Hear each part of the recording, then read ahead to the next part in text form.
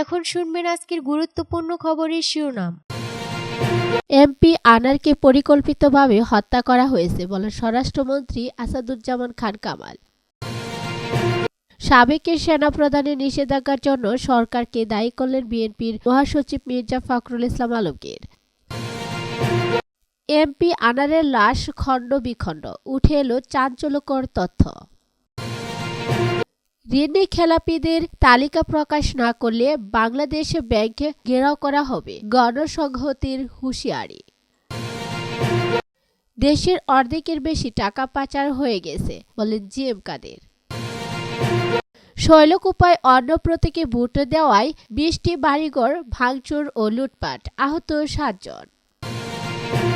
যত অত্যাচার করবেন দলে ততই বাড়বে শুভেন্দুর গুরুত্ব, পুলিশি হানা নিয়ে তৃণমূলকে শাহী চ্যালেঞ্জ। ভারতে গিয়ে নিখোঁজ ঝিনাইদহ ৪ আসনের সংসদ সদস্য আনোয়ারুল আজিম আনারকে কলকাতার নিউ টাউনে পরিকল্পিতভাবে হত্যা করা হয়েছে বলে জানিয়েছেন স্বরাষ্ট্রমন্ত্রী আসাদুজ্জামান খান কামাল। দুপুরে স্বরাষ্ট্রমন্ত্রীর বাসভবন ধানমন্ডিতে আয়োজিত এক সংবাদ সম্মেলনে এসব মন্তব্য করেন তিনি। স্বরাষ্ট্রমন্ত্রী বলেন, ভারতীয় পুলিশ আমাদের নিশ্চিত করেছেন এমপি আনার খুন হয়েছেন, তবে তদন্ত শেষে সবকিছু জানাবে বলে জানিয়েছেন। মন্ত্রী বলেন, এমপি আনারের হত্যার ঘটনায় বাংলাদেশ থেকে ৩ জনকে আটক করা হয়েছে, তারা ৩ জনই বাংলাদেশি। তিনি বলেন, খুনের মোটিভ এখনো জানা যায়নি, তদন্তের স্বার্থে এখন বিস্তারিত কিছু বলতে পারছেন না ভারতীয় পুলিশ।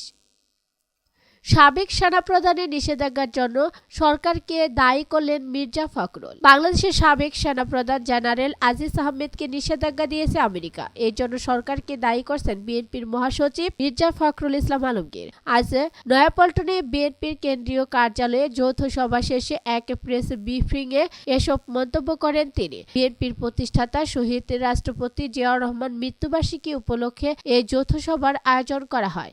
মির্জা ফখরুল বলেন, বহুদলীয় গণতন্ত্রের পূর্ণ প্রবর্তক, আধুনিক বাংলাদেশের স্থপতি শহীদ রাষ্ট্রপতি জিয়াউর রহমান। বাংলাদেশের রাজনীতিতে তিনি একজন ব্যক্তি ছিলেন না, শুধু প্রেসিডেন্ট ছিলেন না, তিনি একজন অনন্য ছিলেন। তিনি বলেন, জিয়াউর রহমানের নেতৃত্ব ও সঠিক সিদ্ধান্তের কারণে বাংলাদেশের মুক্তিযুদ্ধ শুরু হয়েছিল। এই ক্ষণজন্মা মানুষটি অল্প সময় রাজনীতি করতে পেরেছিলেন। এই অল্প সময়ের মধ্যে তিনি রাজনীতিতে আমূল পরিবর্তন এনেছিলেন। আমরা দৃঢ় কণ্ঠে বলতে চাই, শহীদ রাষ্ট্রপতি জিয়াউর রহমানই গণতন্ত্রের সূচনা করেছিলেন। বাংলাদেশে গণতান্ত্রিক সমাজ প্রতিষ্ঠা করার সূচনা করেছিলেন তিনি। এমপি আনারের লাশ খণ্ড বিখণ্ড, উঠে এলো চাঞ্চল্যকর তথ্য। নিখোঁজ থাকার পর ভারতের পশ্চিমবঙ্গ রাজ্যের সঞ্জীবা গার্ডেনের একটি ফ্ল্যাট থেকে ঝিনাইদহ ৪ আসনের সংসদ সদস্য আনোয়ারুল আজিম আনারের খণ্ড বিখণ্ড লাশ উদ্ধার করা হয়েছে। এদিন রাজ্যের বিধাননগরের নিউ টাউন এলাকায় সঞ্জীবা গার্ডেন থেকে নিউ টাউনের টেকনো সিটি থানার পুলিশ তার লাশ উদ্ধার করেন। পুলিশ জানিয়েছেন, এমপির সম্পূর্ণ লাশ উদ্ধার করা সম্ভব হয়নি। দেহের মূল অংশ ট্রলিতে ভরে পাচার করা হয়েছে আর দেহাবশেষ উদ্ধার করা গিয়েছে। এ ঘটনায় উঠে এসেছে চাঞ্চল্যকর তথ্য। জানা গিয়েছে, মোট ৬ জন এই হত্যাকাণ্ডে জড়িত ছিল, তাদের সবাই বাংলাদেশি নাগরিক। এমপিকে হত্যার পর ৫ জন দেশে ফিরে আসে এবং একজন এখনো ভারতে অবস্থান করছেন। তবে বাংলাদেশে ফিরে আসা ৫ জনের মধ্যে একজন অন্য দেশে পাড়ি দিয়েছেন বলেও জানা গেছে। আর ভারতের অবস্থান করা ব্যক্তিকে আটক করতে চেষ্টা করছেন ভারতের পুলিশ। মূলত নিখোঁজের অভিযোগ পাওয়ার পরপরই এই ঘটনায় জড়িত সন্দেহে ২ জনকে আটক করে ঢাকা মেট্রোপলিটন পুলিশ। জিজ্ঞাসাবাদে তারাই জানান, লাশ আছে সঞ্জীবা গার্ডেনে। সে খবর দেওয়া হয় কলকাতা পুলিশকে। পরে এই মরদেহ উদ্ধার করেন ভারতের পুলিশ।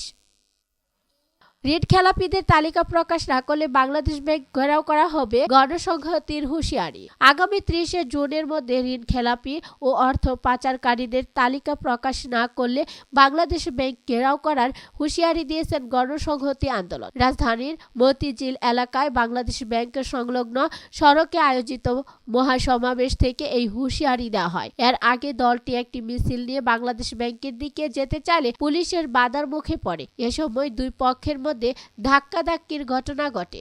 বাংলাদেশ ব্যাংকের পূর্ণ স্বায়ত্তশাসন ও জবাবদিহি নিশ্চিত করার দাবিতে দুপুরে বাংলাদেশ ব্যাংকের কাছে পদচারী সেতুর নিচে বিক্ষোভ সমাবেশ করেছে গণসংহতি আন্দোলন। সমাবেশে গণসংহতি আন্দোলনের প্রধান সমন্বয়কারী জুনায়েদ সাকি বলেন, বাংলাদেশের মানুষ চায় বাংলাদেশের ব্যাংকের সম্পদ সুরক্ষিত থাকুক। দেশের সব সম্পদ দখল হয়ে যাচ্ছে, সেটা দেশবাসীকে পরিষ্কার করে জানাতে আমরা আজ আমাদের এই ব্যাংক লুটপাটকারীদের নাম দেশের জনগণকে জানাতে হবে। যদি কোনো ব্যবস্থা না নেওয়া হয় তাহলে এখানে আরো বড় আকারে বিক্ষোভ হবে। জুনায়েদ সাকি বলেন, ঋণ খেলাপি অর্থের পরিমাণ 1,56,000 কোটি টাকা হলেও সেটা 4 লাখ কোটি টাকা ছাড়িয়ে গেছে।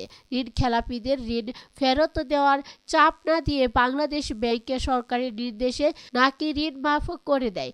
আসলে এরা নানা রকম ফন্দি ফিকির করে ঋণ মওকুফ করে দেয়। জনগণের কাছে এগুলোর কোনো পরিসংখ্যান নেই। দেশের অর্ধেকের বেশি টাকা পাচার হয়ে গেছে বলেন জিএম কাদের। দেশের নিম্নবিত্ত মানুষের সংখ্যা দিন দিন বাড়ছে, অর্থনৈতিক মন্দার দিকে এগিয়ে যাচ্ছে দেশ, এমনটাই বলেছেন বিরোধী দলীয় নেতা ও জাতীয় পার্টির চেয়ারম্যান গোলাম মোহাম্মদ জিএম কাদের। সকালে রংপুর মহানগরীর জুম্মাপাড়ার আল হেরা ইনস্টিটিউটের নতুন একাডেমিক ভবন উদ্বোধন করেন তিনি। এ সময় জিএম কাদের বলেন, দেশের অর্ধেকের বেশি টাকা পাচার হয়ে গেছে। তিনি বলেন, সরকারের যেমন ঋণ বেড়েছে তেমনি মানুষের ঋণও বেড়েছে। সবাই সিটি মেয়র মুস্তাফিজুর রহমান সহ অন্যরা উপস্থিত ছিলেন। শৈলকুপায় অন্য প্রতীকে ভোট দেওয়ার 20টি বাড়িঘর ভাঙচুর ও লুটপাট, আহত 7 জন। শৈলকুপার বদ্দেখালী গ্রামে দোয়াত কলম মার্কায় ভোট না দিয়ে মোটরসাইকেল মার্কায় ভোট দেওয়া নিয়ে উভয় গ্রুপের 20টি বাড়িঘর ভাঙচুর ও লুটপাট হয়েছে বলে অভিযোগ পাওয়া গিয়েছে। সকাল থেকে দুপুর পর্যন্ত দফায় দফায় দুই গ্রুপের মধ্যে এই হামলার ঘটনাটি ঘটে।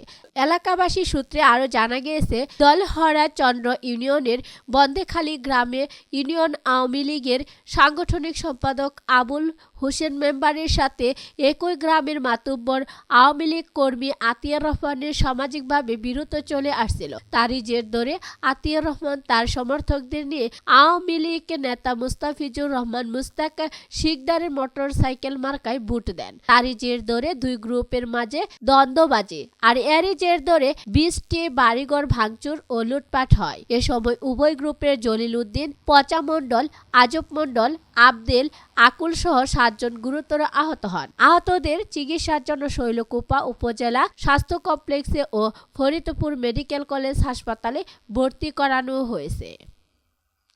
যত অত্যাচার করবেন দলে ততই বাড়বে শুভেন্দুর গুরুত্ব, পুলিশি হানা নিয়ে তৃণমূলকে শাহী চ্যালেঞ্জ। শুভেন্দু অধিকারীর বাড়িতে পুলিশি তল্লাশি ঘটনায় সরব অমিত শাহ।